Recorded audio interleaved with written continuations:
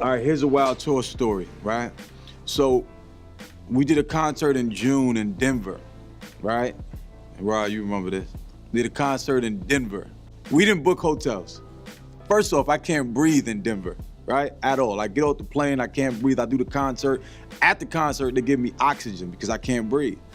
So after the concert, they're like, my team is like, we don't have hotels for tonight. Mind you, I can't breathe, right?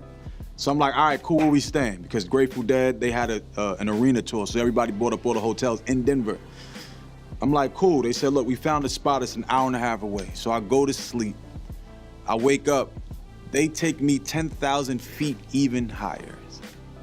I can't breathe even more. And we're sitting there dying. I got to get more oxygen, but it gets better. The elevation in Denver, it's the Mile High City. So the city is 1,600 feet above sea level.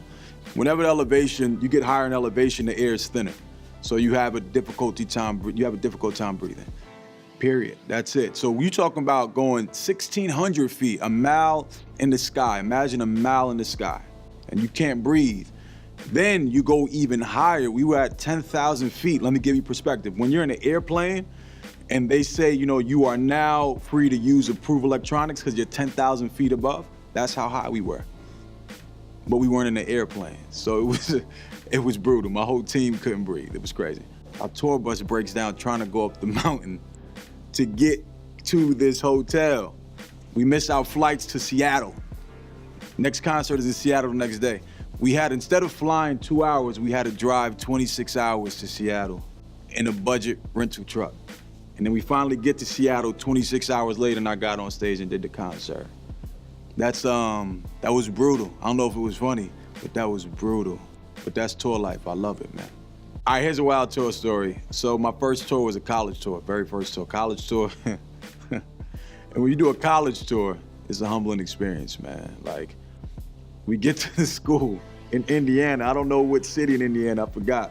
But we get to the school and we're like, all right, where's the stage to perform at? They point to the front of an ATM machine and they say, this is your stage, right in front of an ATM machine. And I gotta be honest, that was actually probably one of my favorite concerts. Like, the students gathered around, the space was like no bigger than this right here. And I was right in front of this ATM machine and the kids gathered around and I did an hour concert for about 20 students in front of an ATM machine. And it was probably one of my favorite concerts I ever did.